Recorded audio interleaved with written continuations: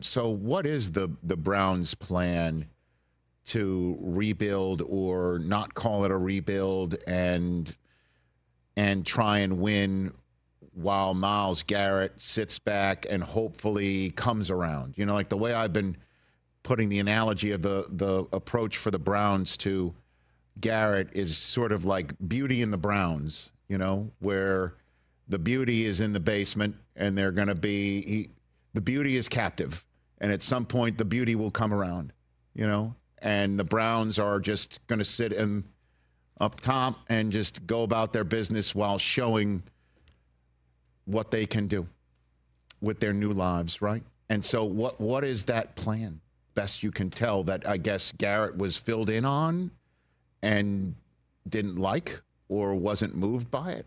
What is it, Tom? You got it?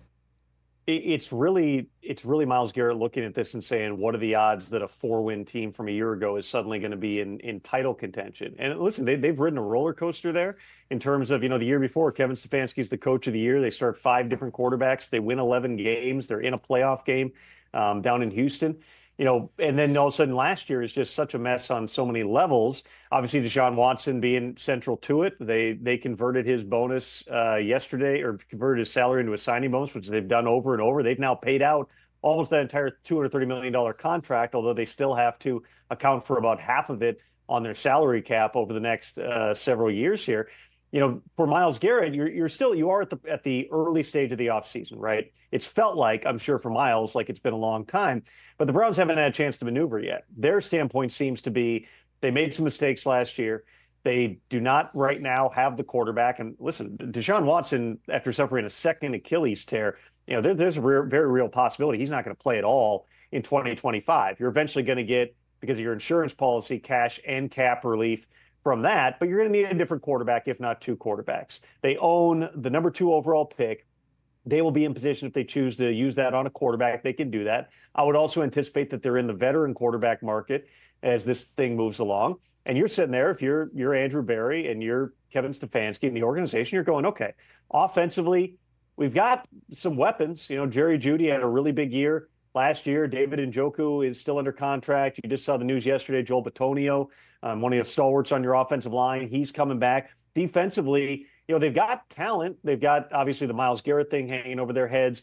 JOK and his injury situation still needs to play out. They've got talent in the secondary. This is a team that should be able to move forward relatively quickly.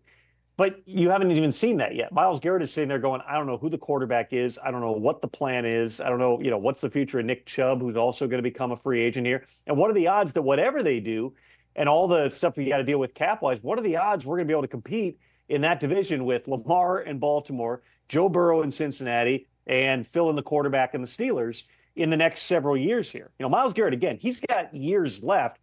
But he probably doesn't have 10 years left. And if the next couple of years are part of, we're trying to get this thing moving in the right direction, he just would like to be in a position where he can compete to win a Super Bowl immediately and have the opportunity to add that to a Hall of Fame caliber resume. I can tell you this, Rich, and of course, in that same state of Ohio, we saw the Bengals dealing with Trey Hendrickson, who requested a trade last year. They didn't grant it at that point. He played out the year, led the NFL in sacks.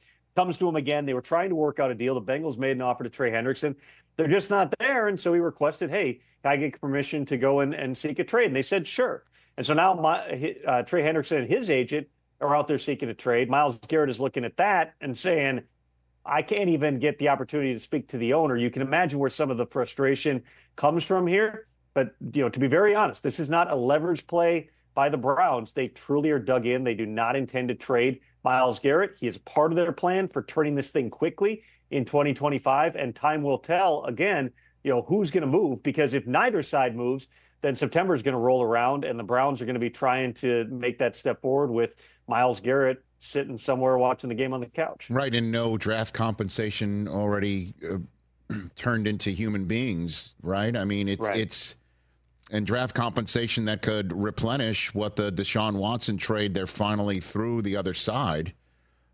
I mean, you're right. There's lots of moving parts, and we'll see when everybody feels it's going to strike midnight. Catch the Rich Eisen Show live weekdays from 12 to 3 p.m. Eastern on Roku Sports Channel in the U.S.